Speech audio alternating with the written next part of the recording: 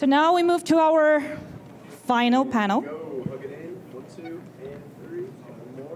Our moderator, Mason, junior partner at Pantera Capital, joined by Brad, head of growth at MegaETH, Chris, co-founder and CEO at Sonic SVM, Marc, director at Pyth Data Association, and Terry, head of strategy at Eclipse. Welcome. Welcome. Test. Great. Thank you, everyone. We are the final panel, and so we're going to bring it home and hopefully have some spicy takes. We're going to talk EVM versus SVM. I think just a quick place to start, just some quick introductions, who you are, and then maybe 30 seconds on what you're building. My name is Mason. I'll be moderating. I'm with Pantera Capital, and I'll hand it over to Brett first. Yeah, thanks for having us. So bread guy, I'm the piece of bread up there, head of growth at MegaETH. So we're basically just taking everything you know about the L2 landscape on Ethereum, and we're making it one big fucking L2 instead of a bunch of little L2s. And in doing so, we're staying EVM, trying to be equivalent, going parallelized, doing some unique stuff with specialized nodes. We'll talk about that here today, but yeah, just one big L2 on Ethereum. Hi, everyone. I'm Chris Zhu. I'm one of the co-founders and CEO of Sonic SVM. We are one of the first SVMs to go live. Also have Pythnet here. And also building specifically for entertainment and attention capital markets. So we built out TikTok mini apps that brought 2 million users into Solana. The goal is to create a separate liquidity pool and user pool for verticalized applications on top of Solana. Jim GM, Marc from the Pyth Data Association. We're contributing to the Pyth network. You might know the Pyth network. We actually undergoing rebranding. It's no more an Oracle. It's a universal price layer. So really into diving into this TradFi, arguably financial system. We have the chains, applications being the execution and settlement layer. You need the universal price layer. So Pyth aims to be that. It supports 1,500 price feeds today, available permissionlessly on about 120 blockchains. Terry from Eclipse. We're building an SVM L2 on top of Ethereum. Great to meet y'all. Clutch. Awesome. I think maybe the best place to start would just be for some steelmans of why EVM versus SVM. So I'll leave it up to who wants to steelman the SVM side. But Brett, I think you'll have to steelman the EVM side. Maybe Brett should be on the SVM side and we'll be on the EVM side. Yeah, mine's easy. Everyone says SVM because performance, but we've clearly shown in our early testing that EVM is not inherently non-performant, right? We already have a testnet live. Testnet's next week. Our devnet's live, right? Even single-threaded, we're pumping out 15,000 TPS, right? That's without parallelization enabled. You can do basically whatever you want with the EVM and still be equivalent. It's just a matter of how much it can actually move relative to its established position inside of the crypto ecosystem, right? Ethereum is not going to be able to adjust their actual virtual machine too drastically, right? But that's what gives us the flexibility to do that stuff. So one is just that it's not inherently non-performant, and two, you have many, many, many years of developer tooling and friendly frameworks for you to implement the EVM with very, very little friction. And I would actually side with Brad and the EVM side here. So Pythnet, the Oracle, actually runs on an SVM. I think we were the first SVM fork of Solana running, 120 validators or something right now. But yeah, EVM, you're building upon 10, 12 years of open source questions, contributions from everyone. And if I were to build a DeFi app and I have to launch next week, it would be possible on EVM. On SVM, I would get mentally crushed that first month to get it all right, because it's only been around for 3-4 years. You start having standards like Anchor, etc., but it's still pretty hacky here and there. So overall, I'd side on the EVM side, as long as you actually deliver that performance that comes from actually what I love now is SVM pushed EVM to go towards that performance. Yeah, I think it's actually really interesting because when we think about SVM, we also think about what a 3 to 4 year old super high performance network can also yield, which is the super high performance applications user experience, as well as the sniper bots, the AMM, such and so forth. So for a very simple example, Pump building on top of Radium actually benefits a lot from all of the sniper bots that is built on top of the AMM already throughout the last 2-3 years, which gives additional liquidity to the long tail assets, which would not be very much available on a new performing EVM chain right away. That being said, there's also separation of state and logic, there's parallelized processing, and also proof of history for real world timers that just gives you very interesting design choices. But for us, like the most important is really the applications, the user experience, and the ecosystem that's already there, made for high performance and high throughput ecosystem. I guess on the EVM side, there's DevX. Code gen is easier because there's just a larger repository of open source EVM applications. Dynamic state access is possible, so you can do like real-time aggregation and routing. It's very simple. It's easy. It's easy to write Solidity. It's very easy to learn. Takes you like a day. Security tools are relatively more mature. Again, like single-threaded execution speed can be improved. There's already people who have worked on for many years multi-threaded execution parallelism for the EVM. People understand how to adopt block STM to the EVM. What else is good on the EVM? A lot of good things. Good standards. Yeah, standards, open Zeppelins right at your fingertips, right? Good standards. And then on the SVM side, what's good is, you get marginally better speed ups when you're doing parallel execution with pessimistic parallelism over block STM. We ran benchmarks over like Move versus the SVM. We found out there's quite a lot of overhead in re-execution in block STM. You get local fee markets from transaction specification and transaction access list. Now, access lists are not unique to the SVM, but parallel execution with access lists are unique to the SVM today. You also get separation of program and state. I actually don't quite know if that has a significant effect on state growth, just because you don't really need to instantiate like new contract addresses with their own state every single time. I would project that it does, but it also gives you like a single unified interface that everyone can interact with. So like you can't really get rugged on a lot of different tokens if it's listed on some exchange, because for a fact it complies with token standard. There's a lot of good things on the SVM side as well. In prod performance today, SVM is better. We'll see what that looks like in a year. I'll just to double tap on one of those, the program locking an account to do some off-chain stuff and then settle on-chain, right? I think I saw some recent developments of that where, you can do a bunch of stuff on-chain or off-chain because you can lock a program, right, and then ultimately settle down to it after the fact. I think that's something very interesting. I mean, technically, you still need to prove the validity of the computation that you did off-chain, but of course. But you can kind of do that anywhere, right? You can you can have like a read API, like you can submit a transaction onto Ethereum, and then you can have an index to read it, and then you can kind of have it submit back onto Ethereum. So it's not like too unique to SVM, but something interesting for sure. Yeah, I think well said. So I guess the kind of like tangential question to that is there's kind of like two types of developers you're often pitching. One is a new developer, another is like an existing application to port over to SVM or vice versa to EVM. For new developers, it's a lot of the things you mentioned, from like DevX to performance, the type of application that they're building. But for an existing application, what is the pitch that you're giving them to bring their application from EVM to SVM? I actually don't think you pitch them the tech. You pitch them more the user base, the potential, and sadly, and it will change over time, but wallet experience, like just having on your phone, you open a single app and you have all of the DeFi available to you. So an existing app, actually, top of mind, I don't know if I can name a single EVM going to SVM, Maker? Time.fun? Time.fun. That streaming. Oh, right. That streaming platform. What was that streaming platform? Unlonely. On the time.fun, actually, the founder was pretty adamant about it, and it was not so much about the tech, but it was about the distribution. Yeah, the users. So I think, and over time, and we start seeing actually chains that are multi-VM, like Fluent, for example. And in the past, it was always awful UX, like from previous chains that tried to do this.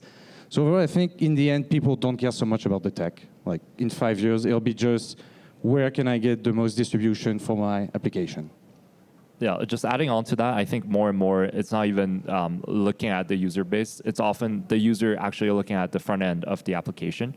So let's say that I am a user that came through Moonshot and then got connected directly to, let's say, Jupyter for the DEX experience, and then Jupyter gives me the connection directly to SoScan. Like that entire kind of loop just keeps you within this familiar UI that you very much don't want to leave. And it doesn't really matter if JupNet comes out being a multi-VM environment, you're still going to stick with Jupyter, which owns the front end. And I think that's ultimately what's happening with a lot of the protocols is that the front end owns the revenue, the front end owns the user experience and the user mentality, which is why these protocols do exceptionally well as well.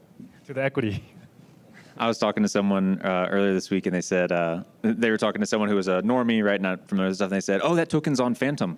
Like Phantom is the thing that it like where it exists, because that's like we're so deep ingrained in this shit that we actually care about like the nuanced back end stuff. When to someone who's totally unfamiliar with the ecosystem, it's like Phantom is the thing.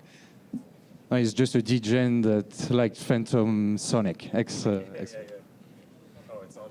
Oh yeah, Phantom the wallet. Yeah. Yeah, I mean, I think you guys are making an important point where the user doesn't care, what is under the hood, so long as they can, perform the trade, do whatever they want to do on chain. And so this kind of brings towards like an interesting point where obviously EVM is dominant today, SVM is right behind it. You kind of have this like duopoly kind of forming. A lot of markets tend to form into duopolies, whether it's like iOS, Android. Is that the type of duopoly you're currently seeing today, or do you think there's room for new VMs to expand and capture the market? There's definitely more out there. Cairo, Fuel, Move. So I guess the question though is Ton. we've over the past several years had this proliferation of multiple types of VMs. Do you think we're going to continue to see proliferation, or have we just gone through a phase of consolidation? Yeah, I mean, it's hard to say without being like a developer myself, but like you constantly hear one Move being the language that is more secure, right? Like I think there's some objective truth to that. And then just the general experience that comes from that, because, right, the critique of the EVM is that it's a general purpose virtual machine that was built without knowing what use cases would even come from blockchain, right? So like they just made a general purpose, like, okay, cool, like maybe we'll swap some tokens. Turned out we're really gonna swap some fucking tokens, right? Like we're gonna do some weird smart contract shit. So then you have later iterations of virtual machines that said like, this is the use case that actually happens and we should build for this intentionally, right? And that's where like Move comes in, right? Move was designed with some things in mind to cater towards the behaviors that were emergent in a general purpose EVM environment. So I don't know that will keep happening, but seeing something like Move being built with that level of dev experience and intentionality makes me think that as people come on board, right, if we think we're not at critical mass of the world coming on chain, if you really are bullish in this industry, the marginal developer coming in, like if they have the option to choose between something they're familiar with and something they have to learn that's net new and maybe has some tooling, which the tooling stuff will over a long enough time horizon get kind of equalized. I think it's fair to say that something else will have room for growing if the ecosystem itself continues to grow. I think we also consider the stage of the industry that we're in. Originally, when EVM was invented, a lot of the developers on top of the blockchain, for example, were more academic, looking at a lot of research, not as many like retail users kind of coming in. Now, a lot of developers coming in are actually looking for distribution for their application or looking for funding for their application. It's a different kind of game. So Ton, for example, I think is a really, really good example where these developers are not thinking about, the differentiation between the different VMs. They're thinking about the fact that I'm on top of, Telegram and top of Ton, and this is where I get my distribution. And I would actually argue the better the developers are within this kind of modern era, the less of the technical the differences actually make that much of a difference because they're looking to make their app get seen or make their tools get seen. I think there's going to be new chains coming out with different VM models. It's really about the applications and the distribution that they get that actually keeps the developers. Otherwise, they might just learn a new language, and it's exciting to learn a new language as well. And from the user perspective, do you care if it's Visa or MasterCard? Arguably, you don't. And after, do you really need to have as many developers as EVM have to be a powerhouse as a VM or chain? Let's say, like mentioned, Starknet, Cairo, and actually they are the team's very doing their self-reflection that you don't have that much traction. It's super hard to build in Cairo. It's very new, but over the long term, it will bring insane benefits. But it's still, you need to be as crazy as starting with Solana 3 years ago, pretty much. And so, but as long as you end up with a single app, whether it's, imagine, a new AAV that becomes as big AAV that just runs on Cairo. You don't need the whole world to run on Cairo, just that single app. And then from the back-end stuff, no one will know, no one will care. Just wanted to jump in here because 3 years ago we joined Solana's ecosystem out of ByteDance, which I worked, and we actually got a term sheet from Starknet. We got a term sheet from Polygon, and then talked to Immutable X and a bunch of those guys. We couldn't understand all of the technical jargons because we were really new to crypto.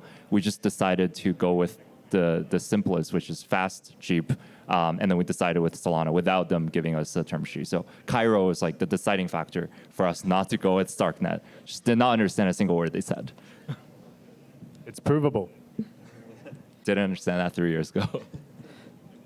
Maybe coming back to something that you've all been alluding to is what matters to a lot of developers is distribution, the applications that are available to users. As you think through the differences between EVM, SVM, are there certain use cases that you think will naturally continue to gravitate towards SVM versus EVM? I guess maybe one kind of just to tee you up, when Solana was initially getting bootstrapped, one of the things that was really successful there was NFTs over maybe its initial DeFi ecosystem that is since obviously reverted with meme coins really powering its DeFi ecosystem. How do you think about the subset of applications that you think are most poised for the specific VM you build on? I'll take the conversation another step further. As everyone here agrees, the VM specification and the execution, the VM specification does not matter to developers, but there are parts of the execution environment that are pertinent to the VM specification that allow you to have features in the execution environment that are relevant to developers. And I think the biggest one that you can directly point to in the SVM and the EVM are global fee markets and local fee markets. Essentially, if a single chain can support multiple concurrent hotspots, as in the fees rising for a single application affects the fees for every application versus it does not affect the fees for every application, that is a direct consequence to your bottom line. Because if you guys are using up a lot of gas on your Uniswap trades because you guys are buying Harry Potter, and I'm just here wanting to stake into my Aave bot, and suddenly I see, because of 1559, my base fee is going to be $50. That's going to affect my experience. That's going to affect Aave's bottom line.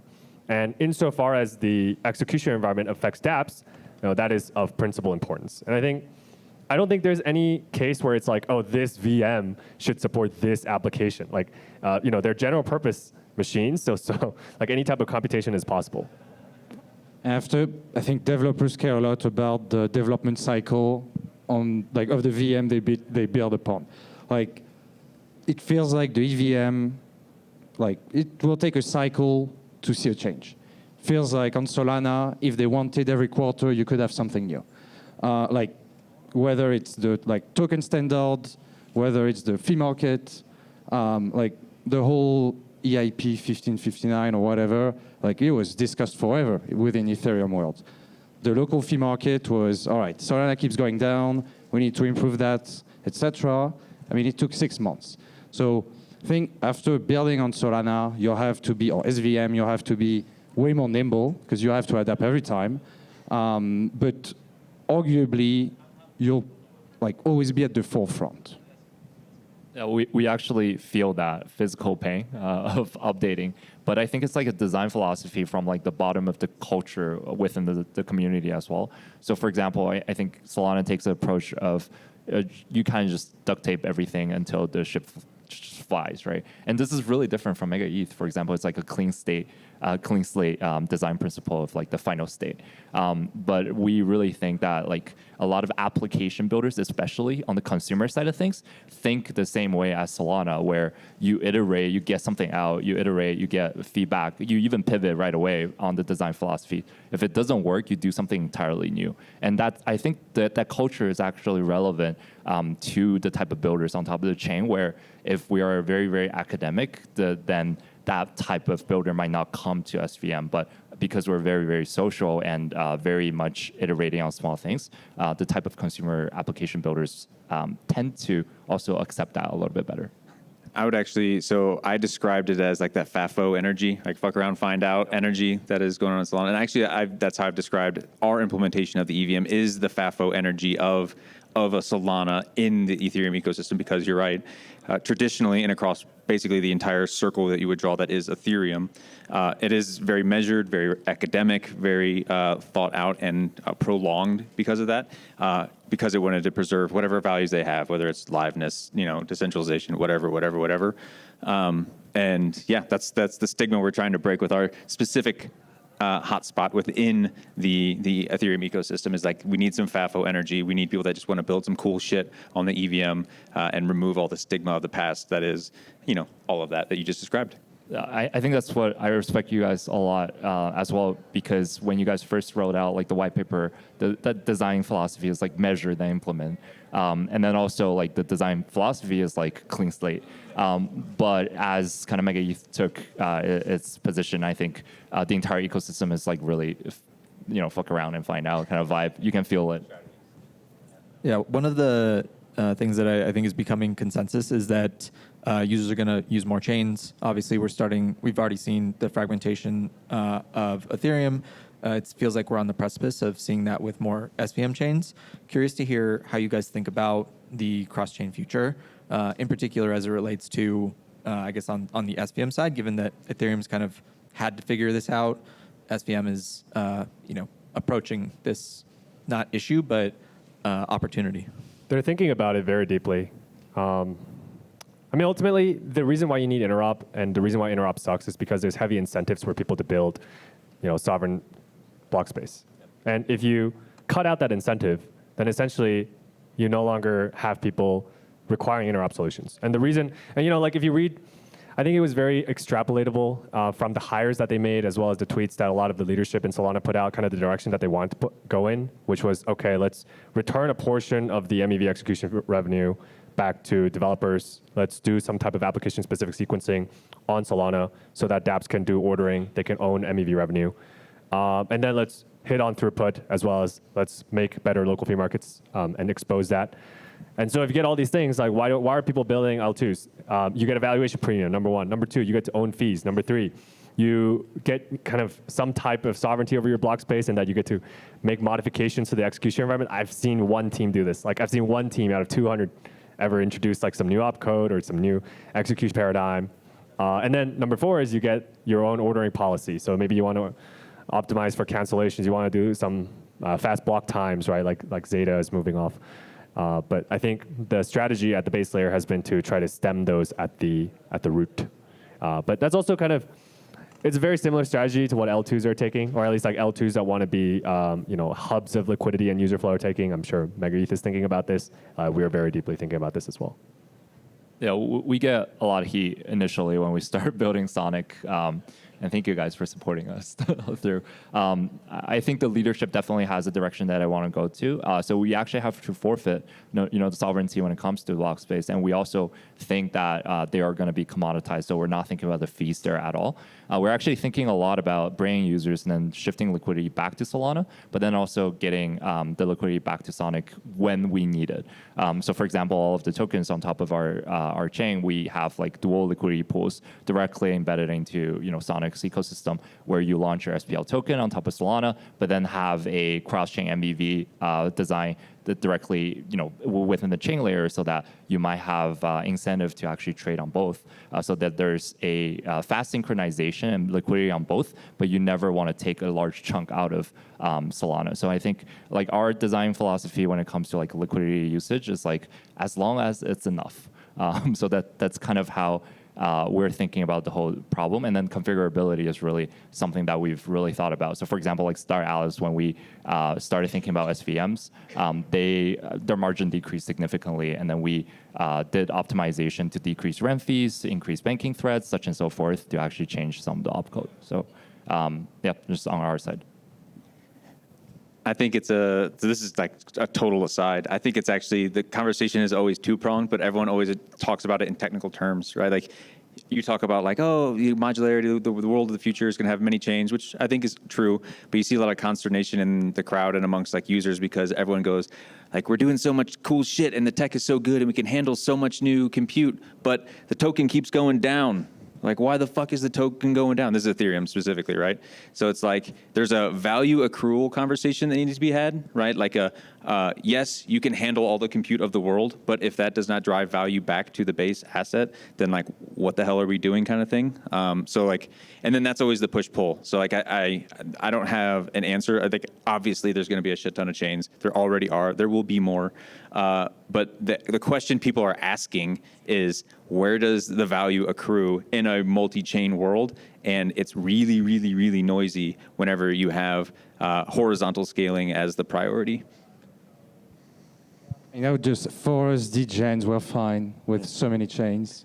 But I do hope that the SVM world, like L2s or even side chains, let's call them this way, to replicate Ethereum lingo, does better on the whole bridging experience.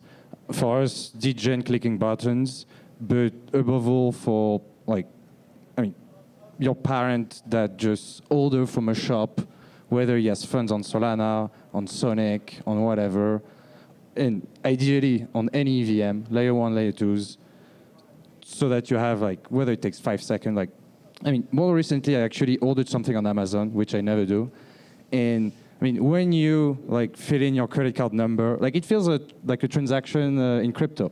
You fill in your credit card details, you receive a pop-up on your phone, you click, you have no idea what happens in the background. So, Same for my transactions too. Exactly. Only when you get rejected. So I think like there could be as many chains as possible in the world, and I think every app will be its own chain at some point. But like as long as we nail down like this mass adoption, because it's just this, like we can pump the tokens to oblivion. You won't get usage if, like, I mean, I withdrew from L2 recently. You have to wait 1 week. And you're like, okay, great for the security purpose, but you're like, okay, I'm never bridging again on this chain.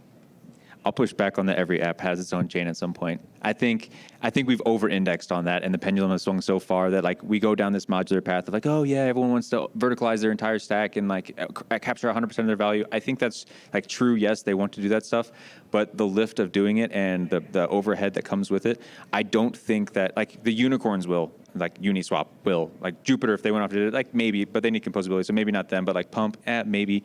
But like the unicorns will go off to do that because they can fund that and they can build the team to support it. The other teams are the degens of the world, like the literal degen, the token degen. If you guys remember, like the token that launched on Farcaster, got a lot of momentum. They said, fuck yeah, let's do an L3. Guess what? They got rugged being an L3. They got their keys that were stolen by the RAS and they couldn't, like they jeopardized people's funds, and now they're just like, they cucked themselves, man. And like, that's going to continue to happen, I think. So like, I think unicorns will be able to support that stuff, but it won't be an everything future. And users are gravitating back towards these single composable atomic environments. Yeah, being a chain kind of sucks, and I think it's not like it used to be, right? They're like, oh, you're a chain, boom, 10 bill. It's not like that anymore. So like, you know, the pain is there and the incentives are gone. So you know, back to dApps. You heard it here first. Being a chain sucks.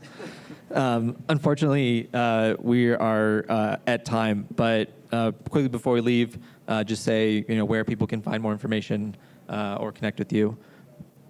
MegaETH, MegaETH_labs is our Twitter handle. Just go there, testnet in like a week and a half.